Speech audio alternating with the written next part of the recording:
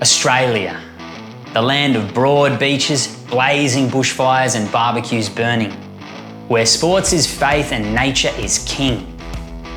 This ancient land belongs to the oldest Aboriginal culture known to man, but it's also home to the greatest mystery of our time, UFOs.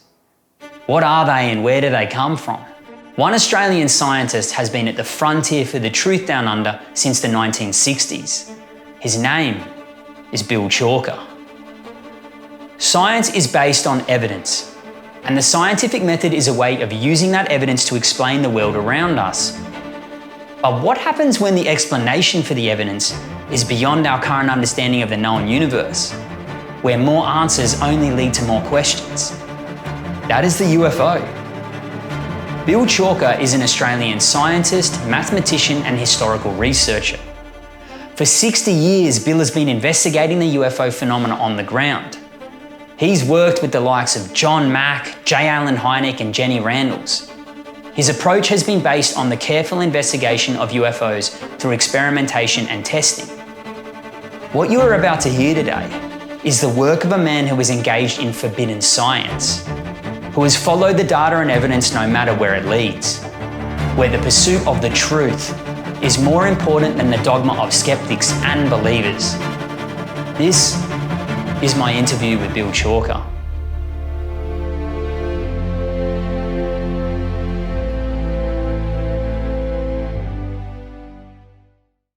What was probably the first thing that made you believe that there was something actually to this UFO topic that was real and maybe required some scientific investigation? Yeah, well, for me, it was really all about physical traces, alleged accounts of UFOs landing and leaving behind ground traces.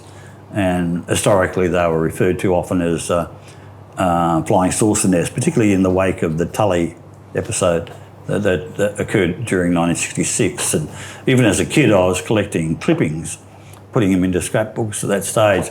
So that was probably the full extent of my early interest, was gathering information, reading the literature, reading the books, and then finally getting out into the field and starting to investigate and interview people, that kind of thing. It was a gradual process.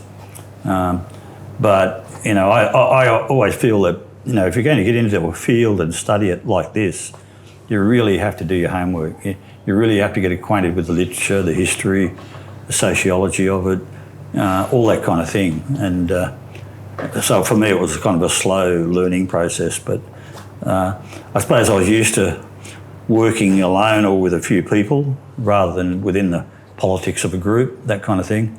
But I got dragged into groups from time to time, When I first came to Sydney in 1975, after finishing my science degree at the University of New England in Armidale, I was kind of seconded onto the committee and became part of the group.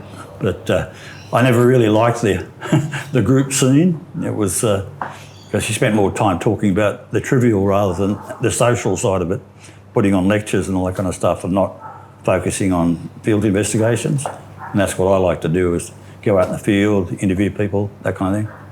There was an incident in your book, The Oz Files, that when you were out on the water, something sort of appeared to come down from up above in the sky. Yeah. What sort of happened with that event, if you don't mind sort of talking a little bit to that? Yeah, that was, again, that's 1969, so it's kind of a formative year. To give a full context, that was the year the Condon Committee report came out from the University of Colorado, which was a bit of a hatchet job on the whole UFO subject. The US Air Force finally got the Colorado University to do a 2 or 3 year study. A lot of money involved in it, but it was really a bit of a job in terms of its sole main purpose was to get the US Air Force out of the public UFO game. And so the end message was fairly inevitable that there was nothing to the subject. And by that stage, my local town library had got a copy of the Condon Committee, and I had it out almost on permanent loan there for about a 6-month period. And unlike most people, I actually read the full report, multiple times. And you kind of had this huge disconnection between the report, the cases, and Dr. Condon's conclusions, which were helpfully at the beginning of the study. And he concluded that there was nothing worthwhile looking at. And yet, during 1969, it was pretty clear to me that, particularly in my hometown area and on the New England north coast of New South Wales, something pretty real was going on big time. And there was a lot of phenomena going on. And that episode of being on the river was kind of like me in acute relaxation phase. I'm sitting out there in the middle of the river on a surfboard, just as you do as a young teenager, and sitting there. And then I'm looking across the river and I see all this white material coming slowly down, huge amounts of it. And I thought, oh, wow, that's got to be what I thought was a gossamer web of spiders coming down. And you like spiders as well, I know that. Well, yeah, that's a long story in itself. But part of this was the reason for it. But I thought, oh, great opportunity to have a look at gossamer spider webs and all that kind of stuff. So I'm paddled over to the side of the river and got out, and this stuff was everywhere. And I'm picking it up, and as soon as I picked it up, I couldn't see any little. Usually, you see hundreds of little spiders. And couldn't see any spiders. And I thought, oh, what the hell is this? And I started rolling it up, and years later I learned the term sublimation. What it seemed to be doing was going from solid to gas, bypassing the liquid phase. Instantly? Yeah, and I kind of, I think about this, I stupidly put it up to my nose to smell it. Probably not a good idea, but I'm still here, so it was okay. so it was... I thought, this is not spider's web. It shouldn't be this. It rolled up into a ball and it disappeared in my hand. I thought, come on, this is weird. And then I ran across to a mate's place whose surfboard I'd borrowed for the afternoon, and ran into the kitchen and screaming out to his mother, "Give me some glass jars. I need some glass jars with lids, And she was used to me sort of coming up with all sorts of strange requests, and I run back to the river with the glass jars. No, none of this material. I thought, what the hell? And I thought, this has got to be the classic angel hair material, which we'd read about extensively in the UFO literature. And it was often associated with UFOs, and this material would come down from it. And when it was picked up, it would disappear. And I thought, well, what are the chances of me experiencing that and seeing that? So I dived back into the water, got on the surfboard and paddled down in the direction of the wind and all the way down for about half a mile. Couldn't see anything, and no evidence of this material. And I get home, talk to my parents. Even my dad had apparently seen it pass over the town. So, but I was never looking up. I was always looking at this material, thinking I'm looking at spider's web to begin with, and then later I find it's possibly something a bit more exotic. But it took decades later until I got almost a case that was like a replication of that event. And it happened in a country town in New South Wales. And this time it was like a classic rerun of the original French cases that led to the term angel hair. In France, back in the 1950s, there were a series of events, Guillac and Hollande in the 50s, where UFOs, dumbbell-shaped objects and discs with what seemed to be like electricity going in between them to the dumbbell-shaped thing, which appeared to be like the main craft, and then these smaller objects moving around. And down from this material would come all this material, this white spider web-like material, and it would be grabbed by people, and then it would disappear and evaporate straight away.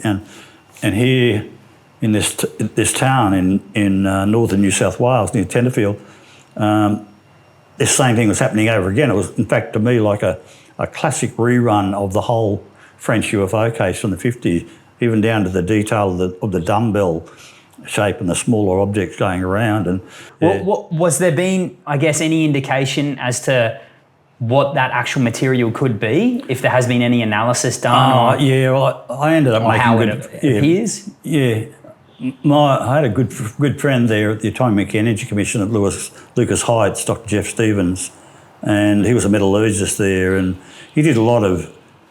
We actually cooperated on some cases and investigated some cases together, and it was kind of like trying to figure out what possible mechanism was involved. He thought it was kind of like some sort of exhaust mechanism type thing, but couldn't explain the changes of phase, that kind of thing.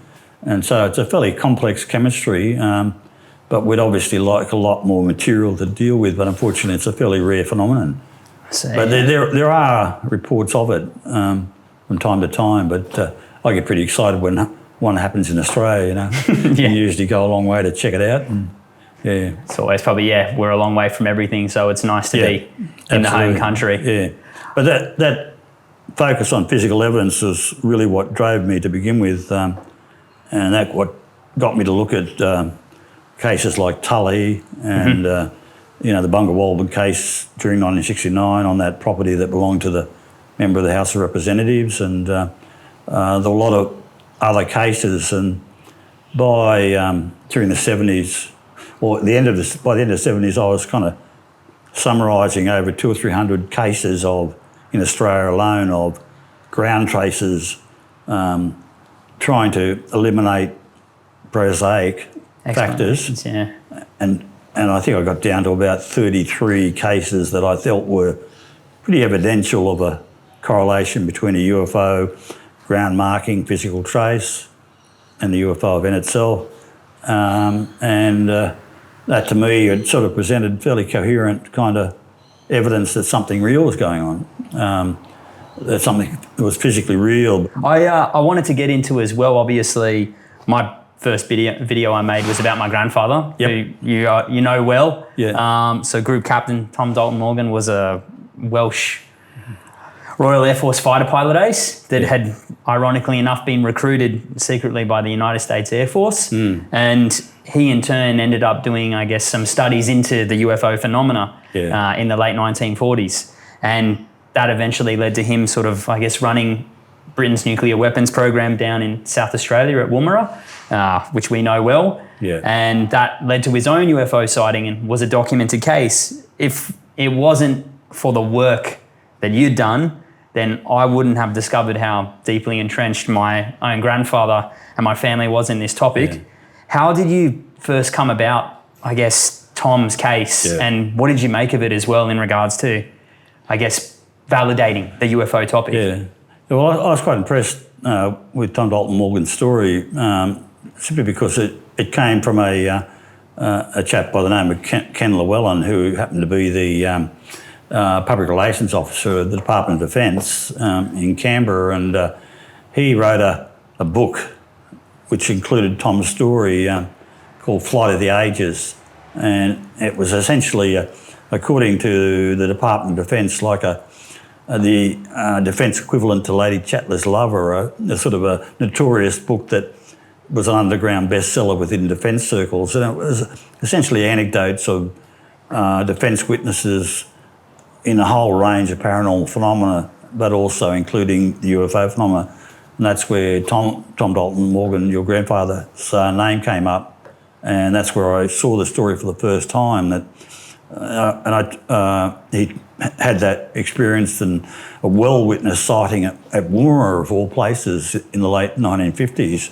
Well, I'd love to find out more detail about that, but unfortunately, as you're aware, copies of Tom's memoir were pretty hard to come by and incredibly expensive.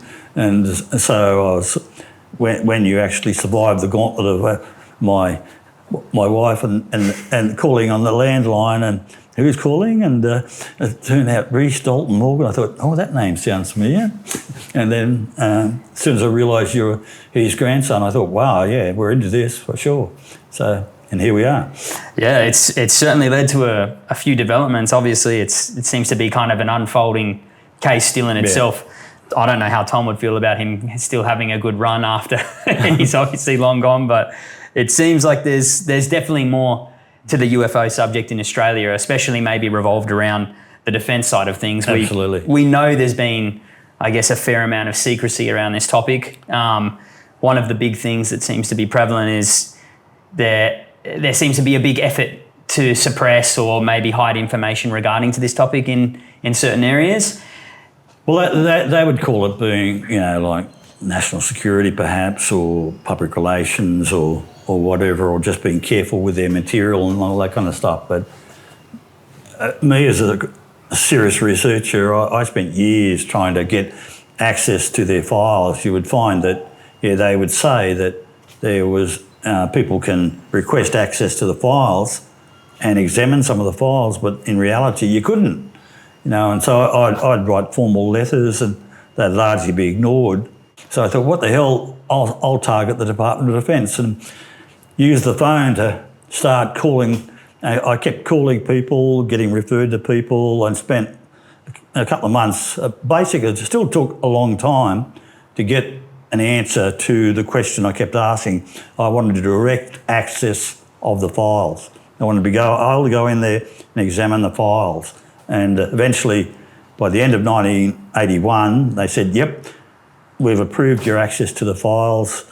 The first of the visit, they thought the one and only visit would be January of 1982. And I rolled up during the Christmas holidays. And on the Monday, turned up at 9 a.m, left at 5, and for the next 5 days kept going at it, and I don't think they realised who they'd let in the door. and it was another 2 years before I finished examining all their files that I was able to find. And it was pretty clear to me that there was some really impressive stuff there, but also a lot of junk. They were dealing with the same kind of dynamics that a lot of UFO groups have. Majority of the phenomena was explainable, but there was this core of consistent material right through the history of their research, but they had their own unique way of handling that. They would choose to ignore close encounters. To them, it was just a problem, PR problem, and they really didn't want to be looking at it, and that was pretty clear to me. But from time to time, various intelligence officers would take a really deep interest in the subject and work their way through it and do a really good job. But that was a minority experience because they weren't given much support from the upper levels, but there were people within the defence science hierarchy that were really secretly interested. And one in particular, Harry Turner, which we talked about before, a government defence scientist. He was actually asked in 1954 to do a scientific appreciation of Air Force intelligence files. And he does, and because it was a small sample size by comparison to the US experience, he encouraged them to contact the Department of Defence or Project Blue Book in the States and get more detail on some of the cases that he utilised from a best-selling book that had come out from Donald Keogh, an American writer. He had been given over 20 or more what were purported to be official US Air Force unexplained cases. And when the RAAF approached the Pentagon to get clarification of whether Donald Keogh was legitimate, the Air Force turned around and said, no, he's a hack. He's a science fiction writer. It's all basically BS. He's not to be trusted. And for some bizarre reason, they were involved in some sort of campaign to discredit Donald Keogh. And his book at that time, Flying Saucers from Outer Space, was a bestseller. And at the back of the book was this listing of all these cases that had actually been given to him by the Director of Public Relations in the Pentagon. And so they were legitimate files, and yet the Air Force told our Air Force, no, they're rubbish. And so with that, they used that as ammunition to ignore Harry Turner's report and avoid the recommendations. And one of the recommendations he had was to get more radar cases, concentrate on physical evidence cases, that kind of thing. But in that report, he said that the Australian data and the US data tended to support that there were extraterrestrial craft involved and that they should do more work and focus on the radar cases, the physical evidence cases. Yeah. But with the help of the Air Force from the United States, unhelpfully telling them that half the data they were relying on was not reliable, but in actual fact it was, they chose to ignore Turner's recommendations. Which is ironic too, considering how many cases there seem to be unexplainable in and around those military areas, Woomera, Maralinga especially. Yeah. It seemed to be a theme across there. Some of the key cases that were happening at Woomera were radar visual type cases where they were being tracked on radar. There was a classic case in the study that Harry did in 1954 that was of an object tracking behind a Canberra bomber during an actual test. And the ground witnesses were looking at it optically through binoculars and literally saying in the report, I could not believe what I was looking at, and shaking his head and looking at it, still there. But the design of the Canberra bomber didn't enable the pilot to look back. And here's this object, and it was tracked on radar doing something, accelerating away at something like, I think, 5,000 miles per hour, some phenomenal speed. 1954. Yeah, 1954. It's just staggering. And clearly Turner recommended we need more of these cases, and yet we find out later that your grandfather was a witness to, at the same site, years later, another case. But the important thing about Harry was that he was a pioneer of early radar research in Australia. And so he was probably the best scientist to have looking at that early case data, particularly the Woomera case as well. But unfortunately politics intervened, and so the whole thing kind of got scuttled for quite a few years. Yeah, it's definitely interesting because there does seem to be a few different players who seem to be more prominent or more spoken about the UFO phenomena in and around those areas. Yeah. And I was surprised, and I think my whole family was, to find out that my grandfather had spoken openly into small circles about these encounters. Yeah. But the credibility to the individuals is really what stands out. Like you said, so these are fighter pilots, operations officers, scientists, physicists, so forth. And what they're obviously doing is deducing that this is nothing that's explainable by any means that we have or know. And it seems to be a theme to carry on as history goes on. With Australia, one of the real big standout cases is obviously Tully in 1966. Now, that obviously involved a farmer and the sighting of a UFO. I understand that you actually went to Tully and were on the ground in person. Well, Tully became like a classic case in UFO literature in Australia. Like it became like ground central, or for once an actual validated UFO hotspot, not something that was a pseudo title. There was a lot going on in Tully, and the Tully experience on Albert Pennisi's property that was witnessed by George Pedley, it wasn't an isolated experience, and people need to understand, to keep this in context. So there was a lot going on leading up to January 1966, and there was also legendary, even Aboriginal tales of the local Aborigines describing something called the Chickaboona, which was this kind of like spirit that often was seen as a light that would fly up and land on top of Mount Tyson. And then when you go to Tully or to Horseshoe Lagoon at Arumo, where Albert Pennisi's property is, Mount Tyson is very prominent right in the backdrop of the town and the local area. You can't miss Mount Tyson. And the Chickaboona light would often be described as flying up and landing right at the top of Mount Tyson. So already in Aboriginal lore, there was something that I guess UFO researchers would see as perhaps a mythic rendering of something that could be seen as a UFO phenomenon, that kind of thing. But there were already lots of sightings as well from local farmers during the late 1950s through the 60s, and it became quite anecdotal that there was a lot of things going on around that area, and people were wondering what the hell was that all about. But it really didn't get big publicity until January of 1966, when Albert Pennisi, the property owner, he was a little sceptical. He had seen things, over the years. He'd been there since 1947. He recollects sitting on top of the property, on top of a shed, and seeing what appeared to be like a battleship flying in the air. And this is way back in 1947. He'd served in the war and all that kind of thing, and didn't know what it was, but the most prominent thing was sightings of strange lights zigzagging all over the place and wondering what the hell it was. And can you describe the 1966 Tully saucer net event and what sort of happened with George Pedley in around then? Yeah, George Pedley was a local banana farmer. He had a shack kind of stuff with all his gear and the tractor and everything there on his banana plantation. It was right next door to the property of Albert Pennisi. And on Albert Pennisi's property there was a tidal lagoon shaped like a horseshoe with a lot of shrubbery and trees around it.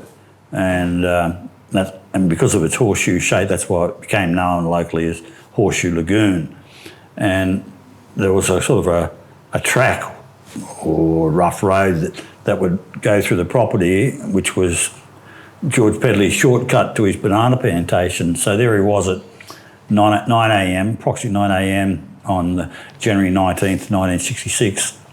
And he's travelling by tractor heading towards his property, and he hears at first what's like a hissing noise as he comes along the side of the Horseshoe Lagoon, and he's thinking, got a tyre flat or something.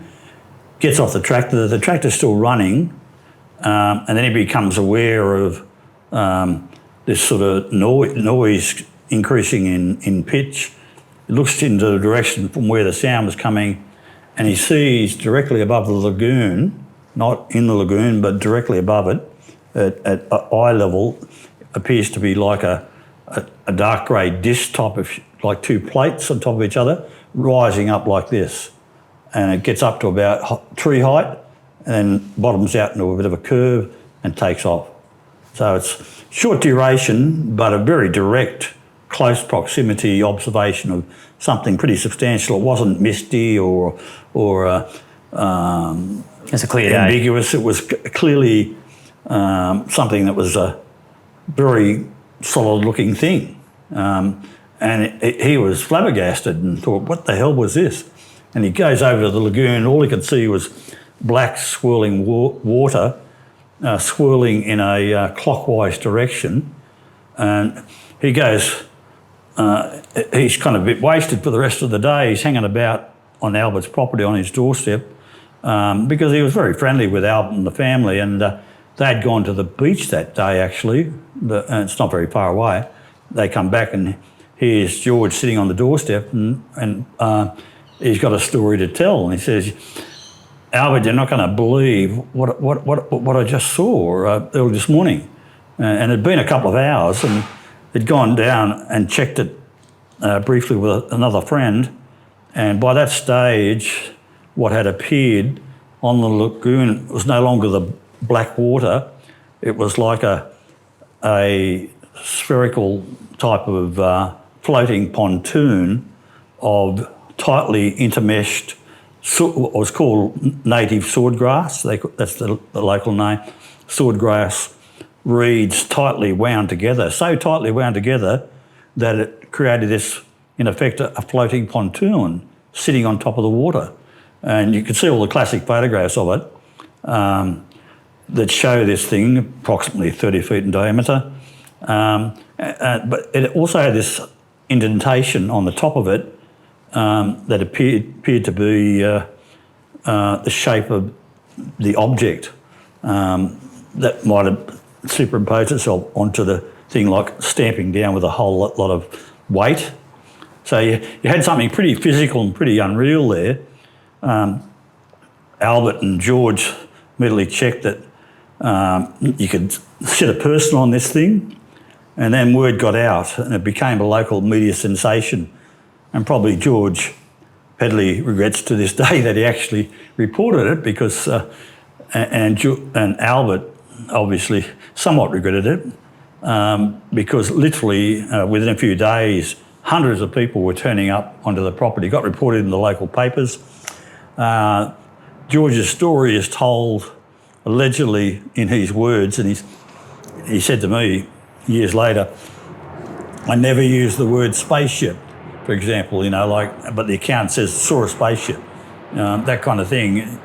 And that's why years later I asked him directly, and he was somebody who would rarely speak out about his experience. He didn't want to talk to people about it. But I managed to get his confidence and just said, look, this is my background, scientist, that kind of thing, chemist, just interested in these cases, getting your account, not the media's account. I want to know what you actually saw. And so he gave me that account and I recorded it. And it was a pretty impressive account, clearly short duration, but when that story got out, the military turned up. The local police officer, Moylan, he was the one that actually got George to fill out the RFF report form, the pro forma, and that's the detail that went to the Department of Defence down in Melbourne. And from that point on, I think a Air Force intelligence officer did come out eventually and interview Albert and George and try to get the basic details. But they were long after the event. The initial reporting phase was via the local police officer, Moylan. Albert continued to monitor what was happening because to him it was clear that something was visiting the property for some reason. And there would be these recurring occurrences of what became then famously called flying saucer nests. Part of the term nest referred to one of the wild theories of giant birds nesting at Tully, Or a water spout or... Yeah, big bird has this little nesting area. There were mating alligators, all sorts of ridiculous explanations. Flying saucers was obviously the one that was the most prominent explanation, but it got to a point where it was helicopters. There was some confusion about the direction of the swirl, whether it was clockwise or anti-clockwise. You'll see in the official report that was typed out by Moylan, he had actually apparently typed out anti-clockwise and then typed over it because of cyclones. Yeah, clearly made a mistake. The Air Force wanted to suggest that it was Willy Willies or helicopters. In order to be a helicopter, they have to be flying upside down to get the correct rotation of the rotor blades. But trivial point. And as for Willy Willies and stuff like that, there was no indication that there was wild weather conditions occurring at the time. Clear weather. Yeah. So what about Albert Pennisi? So I understand that he had actually had dreams about UFOs landing on George Pedley's property days leading up to the event. The key reason why Albert was reluctant to talk about the dreams or whatever they were was that he felt that it took away the hard physical reality of the nest or the ground trace. That was something you could look at, was tangibly real and verify. The rest was kind of, I guess he felt, undermined the reality of the event. So he tended to not talk about it much, but I eventually talked to him years later and he discussed them a bit further, and it seemed to form a recurrent dream, and that's why he was kind of got to a point where he was not surprised that George had told him that flying saucer had landed in the lagoon, and you got to come and see it, and there were some fairly ridiculous theories about how George and his mates had somehow faked the nest, and when you look at the actual nest or the detail and the descriptions of it, very extraordinary effort would have been involved in creating that thing. It's just difficult to see how they could have done it. Sounds like they didn't want any public attention anyway in the first place. No, they didn't. It just got out of hand, and local news travels fast in Tully, you know that. and it was kind of understandable why the story leaked out, but I don't think anybody was expecting to go as big as it did. Yeah. And got out of hand big time. With these UFO sightings, so for example, Tully clears to be a bit of a hotspot. Yeah. Is there anything, or has there been any, I guess, determinations around certain locations or environmental factors or conditions that maybe result in UFO sightings or? Yeah, the biggest problem with trying to come up with some sensible correlation or what makes sense, why are these events occurring in a particular location? There are so many locations around Australia that I can nominate, but there's no commonality between geology, weather, infrastructure, whatever. There's no clear correlation that's common throughout all these kind of different locations. They all, the only commonality they have between them is that they're rich areas in terms of UFO data. Your investigations led you to a case in the Gippsland area in Victoria, Rosedale, 1980. Yep. Can you describe what happened there, and you investigated that as well? Yeah, that was probably to me one of the best examples of a UFO landing case that I'd ever investigated. And I did that actual field investigation with Keith Basterfield, a friend from South Australia, and another friend from Victoria, accompanied us out there to do the investigation. The key was that this was a really credible case. You know, he had a caretaker. He did have some issues with his leg. I'm not sure it was early onset of polio or whatever, but he had calipers that he'd put on. But he was a caretaker of the property and had a cabin there. There'd been reports of local cattle rustling going on, literally. And this wasn't anything like UFO cattle rustling. No, this was basically people rolling up in a major truck and then loading cattle on, you know, literally. Theft. And so there was clearly a need to have caretaker security on properties, particularly the bigger ones. And this was a fairly big property. Anyway, the experience follows that here he is, he'd gone to bed. It was just beyond midnight, and he heard what appeared to be a high-pitched droning noise, and he wondered what it was, but because of these reports of cattle rustling, he thought he'd better get up because he could hear a lot of disturbance amongst horses, cattle, you know, bellowing and all that kind of stuff, and he thought, well, I've got to check this out. So he lurches out, puts the calipers on, and the first thing he sees is flying across the property a structured object. This object, the appearance of it, so impressed him that he ended up making a model in the colours and the appearance of it. Quite impressive, but it appeared to, I think, about 28 feet in diameter or something of that nature, and what appeared to be portholes around it. And this is slowly moving across the property, and he's thinking, what the hell is this? You know, How close was he? How close was he to it? Oh, this would have been about a couple of 100 feet away. It's very close. Yeah. And it's passing straight over across, and he's thinking, is this an aircraft? And at the angle it was coming in, he thought it was going to crash. And it seemed to be heading towards a hay bale shed, but the thing seemed to move around that and then continue on its way and headed down to the next paddock.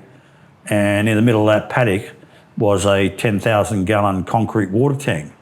At that time, this is late September 1980, they were going through heat wave conditions, so water was a really important commodity, you know. And one of the things he'd do daily would be walk around the tank and lob a small stone into the tank to get an idea of how high, making sure that there was plenty of water in there. And if there was any doubt, he'd climb up and check it out. But this explains a few things that were found in the event.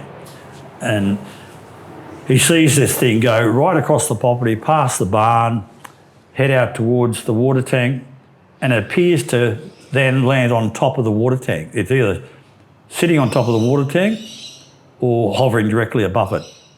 And he's thinking, what the hell is that? And he's thinking, I've got to investigate. So he gets all sorted out, gets onto his motorbike, riding down on the motorbike, seeing this thing still sitting there, apparently on top of the water tank. And, you're talking matter of multiple minutes riding down. When we were there investigating, we went all the way down there with him and recreated the sighting over a few hours. And he passes a very distressed cow. That cow had an injury to its leg, but it was an old favourite cow. They kept it. And he was trying to still figure out what this thing was, because all the horses and cows were really distressed. He comes up to the gate, opens the gate up, still sitting there on top of the water tank, drives through on his bike, and he gets to a point about 20 or 30 feet away from the object. But by that stage it had moved off the top of the water tank and was on the ground. It had landed. It had landed on the ground. And by the time he got through into the final paddock, and he's looking at this, and he got to within about 20 or 30 feet. By that stage, he thought that this was too intimidating for him, too frightening, and he's starting to get really scared. And it's clearly, to him, not a helicopter or anything like that. It's nothing conventional, and it's just sitting there. And then all of a sudden there's this high-pitched sound. It rises up, tilts, and you could see the underneath of the object. And then all sorts of debris fell away from the bottom of the object, and the debris turned out to be cow patties and flowers and grass, etc., raining down, and stones and that kind of stuff. And then it sort of tilts into the horizontal again, and then slowly moves away at the same altitude, 20 or 30 feet, moving away off into the distance. And basically, when it had tilted, it had actually seemed to hit him with a blast of this hot air. And to him, his description was, it was like a plate of jelly. He was just totally beside himself in fear by that stage, and wasn't paralysed, but he felt he almost lost control of his whole body. He felt he was going to fall over on the bike, but he managed to maintain himself, and then the object went into the horizontal and moved away slowly. So quite an extraordinary encounter, but it gets curiouser. He goes straight after the object leaves. He rides the motorbike straight across the affected area, and then onto the other side, stops, does a bit of a check, and thought, oh God, what am I going to do? He goes back. The thing had left. He would then tell later the property owner. He comes on the next morning. They all go down together to check out the site, and then what they find when they climb up the ladder, because the object had been seen sitting on or hovering directly above the water tank, they go climbing up on the ladder, look down, and there's bugger all water inside the tank. But the main point in which the water would feed out of the tank was at the side, and yet here in the middle was like a cone of silt, muddy silt, that was centred in the middle. So it appeared, gave the overall... Sucked it up. That's the impression one gained. That how much water was there taken up? Or 10,000 gallons. Well, it would have been, because... Like a tank full, basically. The witness, George Blackwell, the caretaker, he said that only the day before he'd lobbed a stone in there, and you get used to hearing the noise, and he felt it sounded as though it was pretty full. What do you think the UFO was doing with the water? Has there been any other, cases or relations to water? Yeah, there's a lot of cases worldwide where there's some commonality or connection between UFO events and bodies of water, be it tanks, rivers, lakes, oceans. There's a whole new growing awareness, particularly currently, particularly on the US scene of so-called USOs. Submerged objects. Yeah, submerged objects and that kind of thing. It's become quite a major focus, and it should be. When you think about it logically, if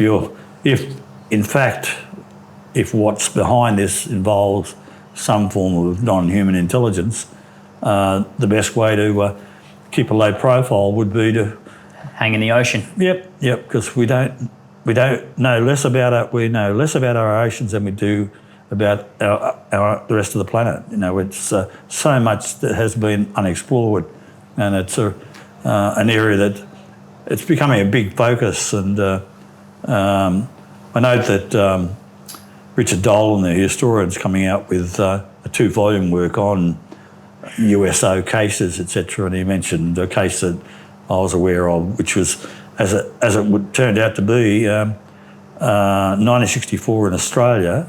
There's a RWF case, basically log information and notation and basic reporting from the crew of a ship that was off the coast of Groot Eland, which is off in I think it's the northwestern part of the Northern Territory, and they observed what appeared to be like a classic, what we call light wheel cases, where there's some sort of, a lot of people connected to bioluminescence, some form of sea larval life or some organism in the water that's creating a luminescence effect. But whatever is occurring here, it's like great huge radial light wheels within the water, you know, quite extraordinary observations, and a lot of it's been documented and looked at because most of the reports have occurred over the last few hundred years. More often not, the information's in the logbooks of sea captains and that kind of stuff, and they're reporting it in great detail.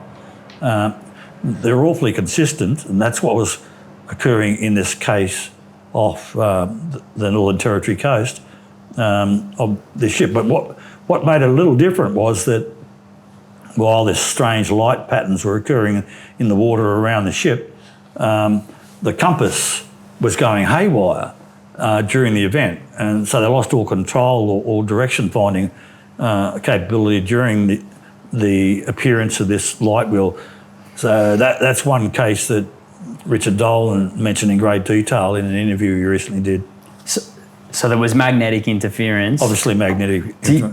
Obviously, you said there was the animal or the cow on the property as well, and the cattle. Is there some sort of magnetic correlation maybe with the UFO and interference with maybe animals or the environment as well?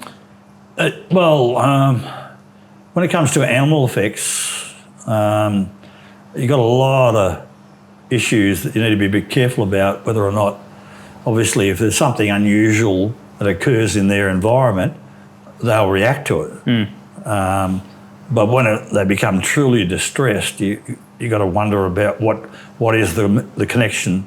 You have to be very careful trying to speculate about that. But in this case at Rosedale, there were quite clearly direct correlations with the distress amongst the animals, because there were impacts on the witness as well. You know, like him sitting there on top of the motorbike.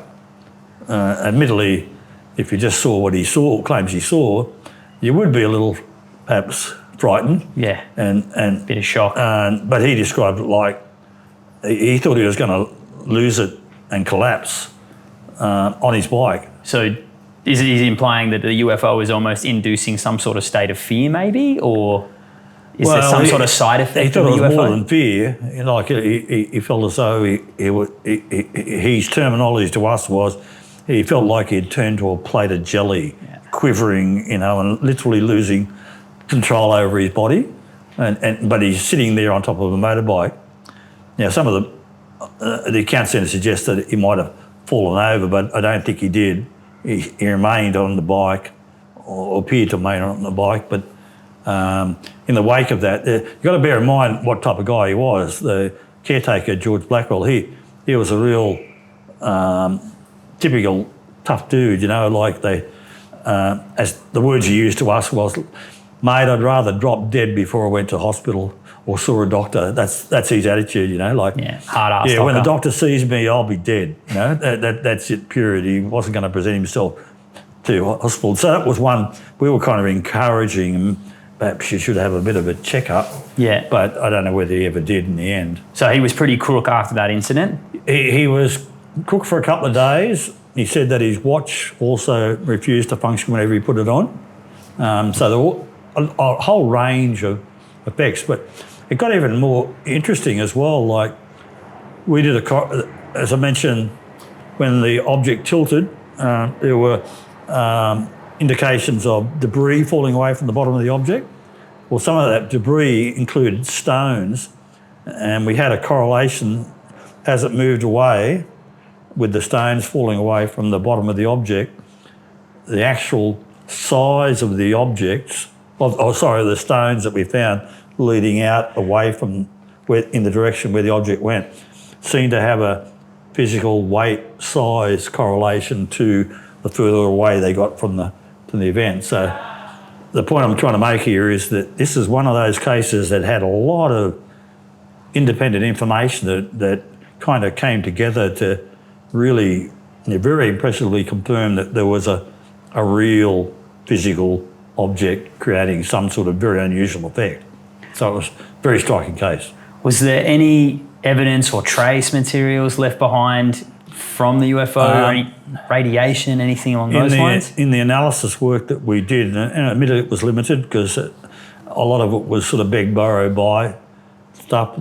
The only differences that we were able to pick up on, and we were comparing it to control samples outside the ring. What was found ultimately was essentially an annulus. An annulus is like exactly like the lighting, a circle, like a rim effect, a ring effect, and very apparent the difference between what was inside that ring and outside it. And so we'd do control samples away from the direction the object went in, quite a distance out. And so we had a range of control samples, and we had the samples on the ring and inside the ring. And the only real differences that we got in the chemistry was chloride differences. And they seemed somewhat significant, but we couldn't figure it out what was the meaning behind that other than hydration of the soil or whatever. We didn't think that was an explanation. But it turned out there were a number of other cases by nearby farmers of losses of water on various dam sites and stuff like that. And we're thinking, is there a rational explanation for this? But we were getting other circles found on neighbouring properties at nearby Montgomery Park and a couple of other locations, and we included that in samples as well. And so we're doing a lot of comparative analysis, and again, the only difference we found was on the chloride analysis. And unfortunately, the chemistry and explanations for chloride differences in soils is pretty complex. And so that in itself, it's very hard to know whether it's a significant and important difference. I don't know. So these two cases we've discussed have both obviously been cases you've looked at after the fact. And it's one thing obviously looking at, evidence and cases, trying to piece it together once the events have happened. I understand that you were actually present though during an event itself in 1973. Yeah. Tyringham. It wasn't just an event, it was a whole range of events. Sequence of events. Yeah. Can you talk to that? Yep. Yeah, that I generally call my so-called baptism of UFO fire. Like, if you want to experience a cross-section of the UFO phenomenon, and I wasn't expecting to, of that nature, this was really on display for me big time. And I thought it was quite a striking situation. And I would clearly love to have a recurrence or another site that gave that level of confirmation that something real was going on. But there's been some situations that have come close, but rarely to that extent. Tyringham consisted of essentially a couple of houses and the so-called corner shop, but it was a service station, no corner. It was basically sitting there as a service utility in the middle of nowhere on this little community. So I'd hardly call it a village, but a bunch of stores and houses, but not very many. And it would service the local farming community. And that's initially where it began. The local electronics guy,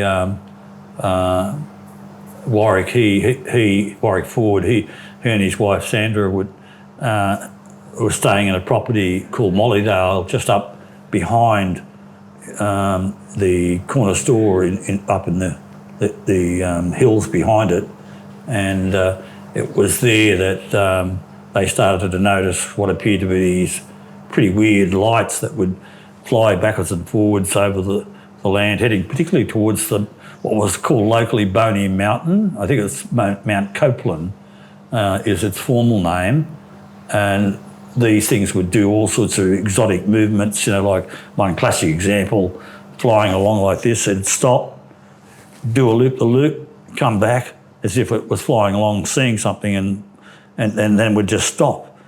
So it was pretty exotic nocturnal light movement, but then eventually objects were being seen that appeared to hover above the mountain and then go down behind the mountain.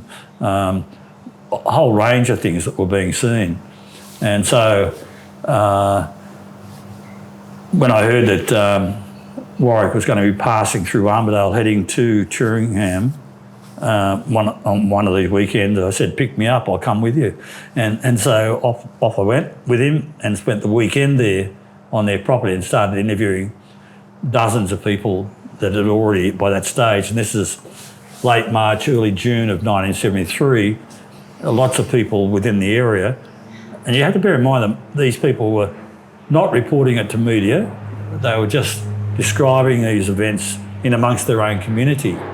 And so they were really only telling it to locals, and then they started to open up to me because I came to them via Warwick, and so if Warwick trusted me, that they would trust me and that kind of stuff.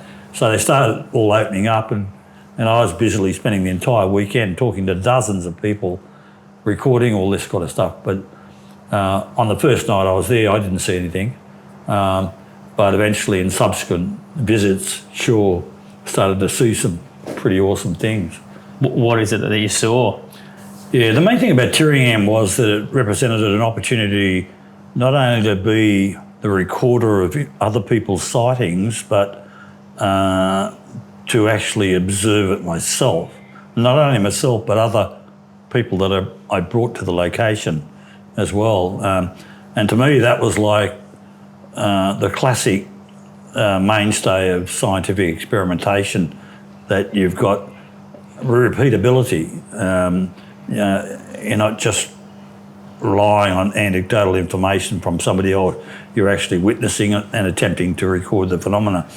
Unfortunately, with the phenomenon, we found by the time we got heavy-duty gear in, like cameras and tripods, whatever was behind what was going on, we were repeatedly seeing these nocturnal lights and what appeared to be spherical objects in the distance. They turned out to be so evasive, it was like they were playing a game with us. And the only really good set of photographs were taken in the first week by a local who set up a tripod on top of his house on the roof and clicked away. And that was in literally the first few days of what appeared to be the beginning of this UFO flap. By the word flap, I mean a really intense, localised outbreak of UFO activity. And we didn't pick up on that until, to our detriment, but we had none of this kind of modern day camera gear, lightweight frames and all the rest of it. We had heavy duty tripods and set up on cameras where it was fixed on a particular location. That happened to be the direction where practically every night for the preceding week there'd been this recurring activity. So we were fairly confident that we'd have something to photograph and film. But of course, what would happen was they'd turn up behind us. So we'd be lumbering around trying to reposition all this heavy-duty equipment to try and eliminate things like camera shake and all that kind of stuff. And then it would just disappear on us. You know, it got so strange to us that it was almost like it was playing a game with us. You know, there was this almost deliberate display aspect to it that it wanted to be seen and initially seemed to be filmed. But by the time we got there with all our camera, yeah, no problem watching it, seeing it and all the rest of it, but trying to get a recording of it was just so frustrating. You know, we spent night after night with this sort of game going on, you know, and it got so really frustrating. But in the end, we got to a stage there, I just chill out with the owner of the corner store, and we'd just sit there and have a beer together. Watch it, you know, and everything was happening there in front of us. But as soon as we get organised, this game would start up again, you know. Yeah. And if that was just once or twice, you could put it down to sheer coincidence, but it happened time after time, you know, all this kind of stuff. So, what about the family you stayed with? I believe that there was maybe some sort of almost paranormal activity revolved around the sightings of UFOs as well? Yeah, there was, well, to cut a long story short, yeah, there was a lot of things going on the what was called Mollydale property, and a lot of it got really strange, almost falling into the paranormal category, for want of a better word. And one particular night was probably the strangest night that I had there, and I'd gotten into the habit of, you know, sometimes I'd hitchhike there or whatever, or borrow a car, but Warwick would routinely allow me to drive his panel van around the neighbourhood, you know, and you got to understand that most of the locals would go to sleep by 10 o'clock at night or whatever. So I'm roaming around in this vehicle, often after midnight, quietly going around, also setting up observation points and whatever. Occasionally I'd see something unusual and all that kind of stuff. But on this particular night, I was feeling really tired. Got to there was like a fencing, metal fencing around the house to keep the livestock out from the immediate surrounds of the house. And I'd gone up to the gate and I was about to go through the gate, opened it up, and I became aware of a column of cold air. And it was like a cylinder almost. You could feel the dimensions of it, you know, it was so distinct. And I'm thinking, this is very strange. And I was feeling that, and then it seemed to dissipate, and almost immediately up amongst the trees there was a very bright ball of light appeared, and it seemed to be shining a beam of light down onto the property, onto the house. And I looked around behind me, and sure enough, the house was lighting up, so it was pretty bright, whatever it was doing. And this is after midnight, by the way. And it, just as I was focusing on that, it seemed to disappear, and then from that direction came what to me was like a clear, metallic-looking, egg-shaped, metallic-looking disc flying along, and then disappears out of sight. And I'm thinking, this is seriously weird, and I'm really tired by this stage, and I was putting it part down to tiredness, but I decided, okay, I've probably seen enough tonight. I wasn't going to put up with a whole lot of games, evasiveness, so I went to bed, but in the middle of about an hour later, woken up by what we had become to christen what these auditory noise phenomena going on. We call them phantom trucks. They got so loud and intense, it was almost like a truck noise. Outside. Really, yeah, droning away. And on this occasion, it woke me up that I ran out, and here's this auditory phenomenon directly above me. Couldn't see anything, and it got really intense to the point where I've got to be able to see something, and then it just sort of dies off, and so back to bed I go. Next morning, I'm at the breakfast table, and Sandra, Warwick's wife, she had been a bit ill, sort of recovering from the flu, and Warwick saying, "Tell Bill about what happened last night. Tell Bill about your dream, you know." And she's saying, "Bill doesn't want to know about my dreams." And I said, "No, just tell me, Sandra." So, and she starts to say, "Well, around about 12:30 or thereabouts, I had this kind of. I woke up and then went back to sleep. Wasn't sure whether I was asleep or awake, but I had this what I can only best call like a vision, and I could see this disc going from the water tank, over towards the trees, and there appeared to be people inside it. And I'm thinking to myself, well, I hadn't. One of my policies was I would never tell the locals about what I was seeing myself. Not to influence. It was just like there as a human vacuum cleaner, sucking up information. And I'm thinking, yeah, I'm out at that time, and that's the line of flight approximates where I was seeing the stuff happening at that same time. So I'm thinking to myself, well, what is this? Is this like a shared visionary experience or what? But it was very strange. So it's almost reminiscent of Albert Pennisi, in a sense, having dreams. Yeah. So this is obviously speculating, but do you think that maybe now the UFO is somehow having some sort of side effect which is influencing the dreams or the psychic state of an individual? Yeah. If these were isolated experiences, I'd agree that you could probably dismiss them up to a point, but they are so frequent in close encounter cases, and particularly in these localised flap areas where there's this, what appears to be like a display experience going on, but also paranormal experiences, or paranormal to us at least, where repeatedly we get this occurrence of being like an auditory message to come outside, or they go outside and they see a UFO. If that was just isolated, you'd tend to explain it away, but it happens all the time. Yeah. And it's a very common component. And so there's not only the nuts and bolts, physical evidence that we need to focus on, but there's this, what we currently perceive as paranormal. That's just our terminology.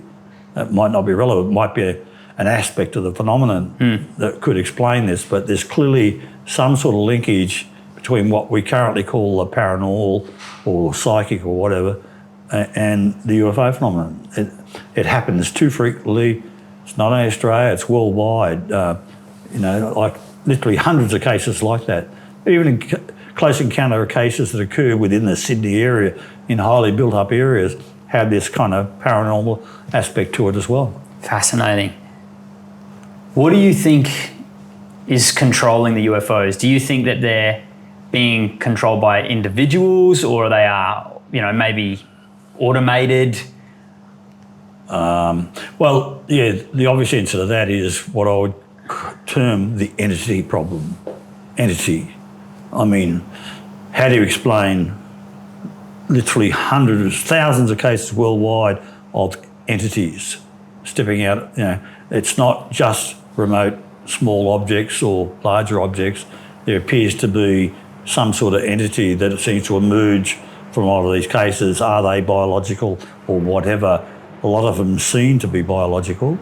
A lot of them, in more exotic cases, leave behind traces, like, I know there's too detailed to get into, but the Pennisi case of the abduction thing, leaving behind a biological sample, a hair sample that seems to confirm exotic DNA.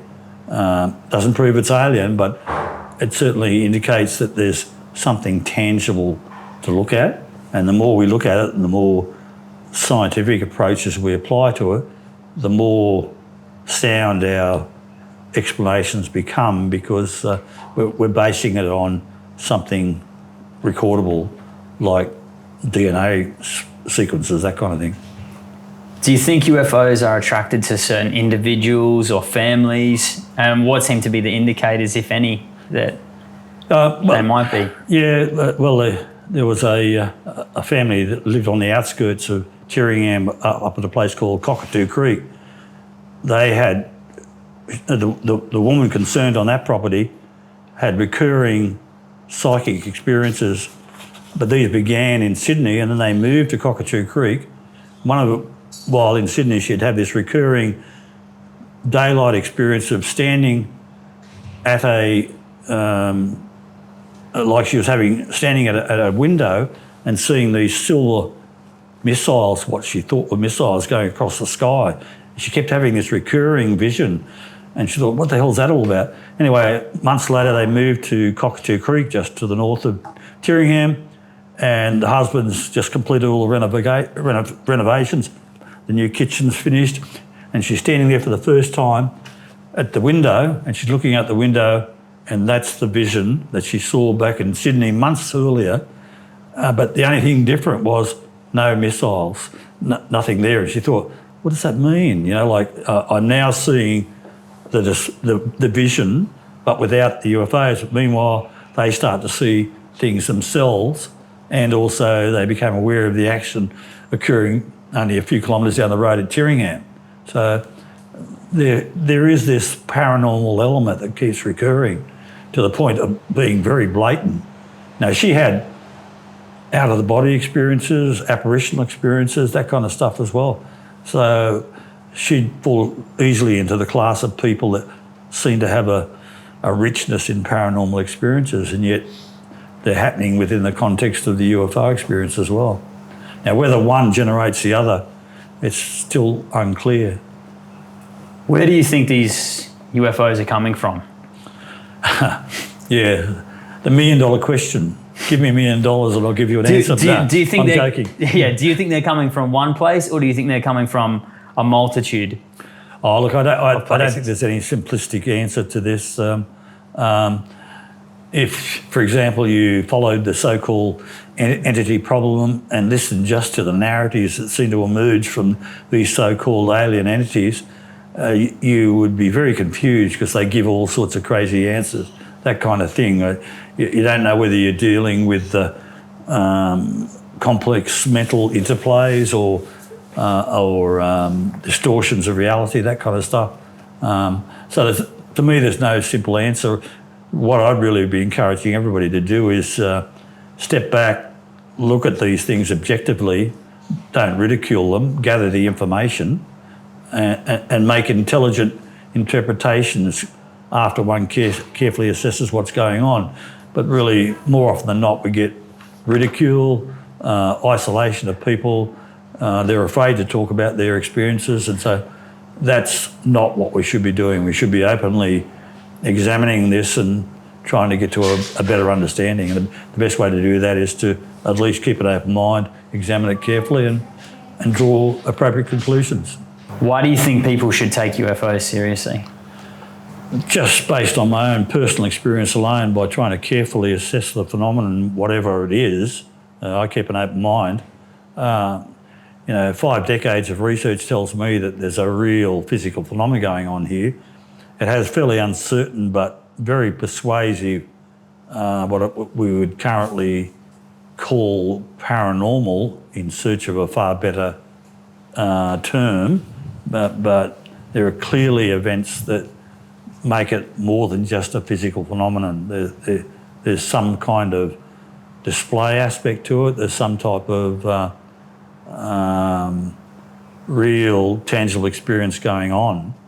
But this thing is so consistent over multiple decades, in multiple countries, in multiple different environments. And now, because of the enhancements of technology and that kind of thing, we're getting far better sensory data, instrumented data, than we have ever had before. That kind of instrumented data, to a certain level, has occurred since the beginning of the modern era of the phenomenon, since 1947. There's multiple radar visual cases over the decades, but now we're in a whole new territory of much better data gathering on whole different levels. The whole broad electromagnetic spectrum, all that kind of stuff. So we're in a whole new era of having the potential of gathering a lot more tangible information. essentially I don't see much of a change in the phenomena other than maybe there's a preponderance of balls of light and that kind of stuff. But again, that's been present since the beginning of the phenomenon. But there have been cyclic changes here and there where certain aspects become more prevalent. But again, it's a pretty regular phenomenon as far as I'm concerned. It has a pattern of behaviour. It often has peaks of behaviour. It often has localised flaps. You go back further in history and you can see indications of all of that long before the modern popularisation of the phenomenon. So that there's clearly something tangibly real going on, and we should be investigating and not ignoring it. Do you think it's trying, if the UFO is what we sort of assume or think it could be, do you think it's trying to tell us something by showing its lights and interacting with us and all these encounters? Is there something to be found in this message that it's giving us? Well, I could give you a theoretical explanation, but, I'm the kind of person that there's like the theory of the week. By the end of the week, something's happened that completely invalidates that theory. So to me, I don't see any sense in theorising. We should be investigating and being open-minded about what's going on. Well, what is your theory, if you had to say one, just for fun? Just for this week? Yeah, I'll give you a theory. I think it's a real tangible phenomena, and there's something going on there, some sort of intelligence that it doesn't appear to be us that's interacting with us here on Earth. And the more common sense explanation could be that it's off-world or it's something that comes from not around here. It could be like parallel realities or whatever, but in order to prove that, you're asking for a huge amount of data to try and confirm that reality. It's a big ask. But right now, there's no risk that there is a real verifiable phenomenon that's gone begging for decades to get real serious attention. And it's certainly capturing a lot of attention at the moment, particularly in the US as well. But again, we've got the games of the military, intelligence community, that kind of stuff, been there, done that for decades. So that kind of stuff doesn't really interest me too much.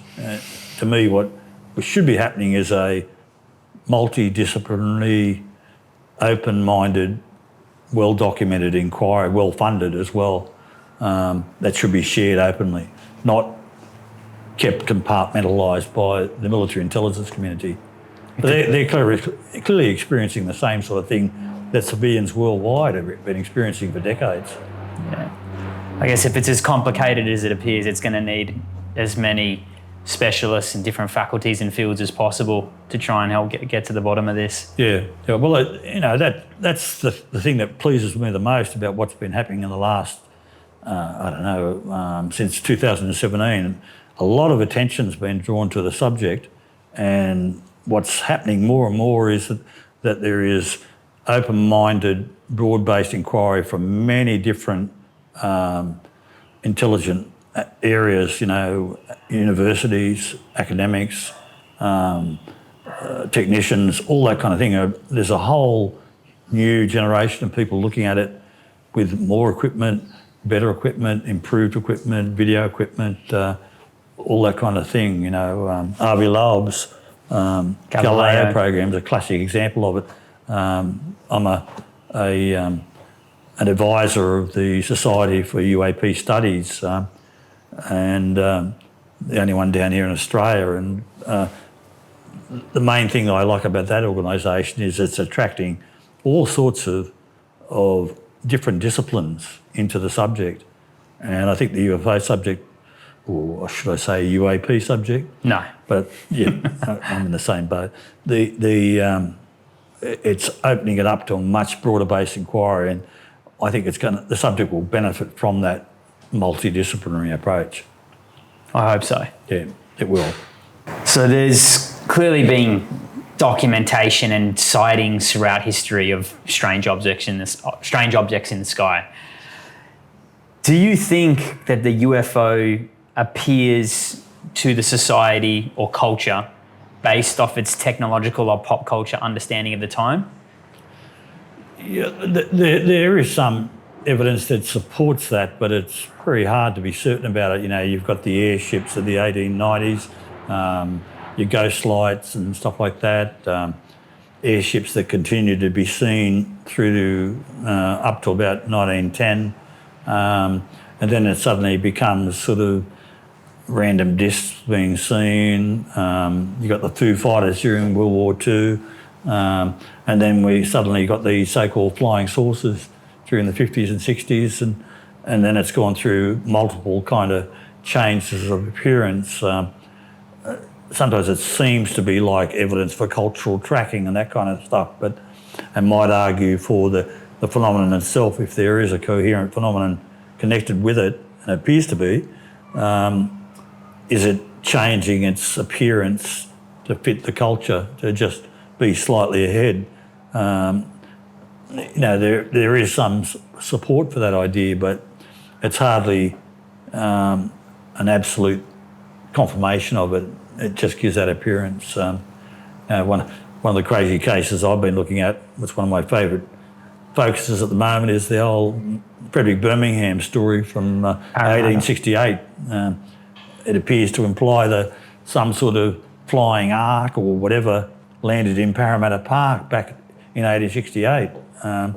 It has all the hallmarks of a modern day contact experience, and yet there are aspects of it that seem to be culturally appropriate for the period. It's not like a nuts and bolts spacecraft. It seems to be like literally a flying arc, and yet whatever effect it had, particularly on Birmingham, was that it caused him to try and create an airship like it, and he developed actual engineering drawings to try and recreate the airship that he experienced back in 1868. Now, is that the same thing as what's happening now? Hard to be certain, but it sure looks like it. Another question I want to ask as well in relation to that, do you think the UFO could be a feedback loop, in the sense that sort of the way that we maybe interpret it, or like what you're saying, it then plays to that as well? Yeah.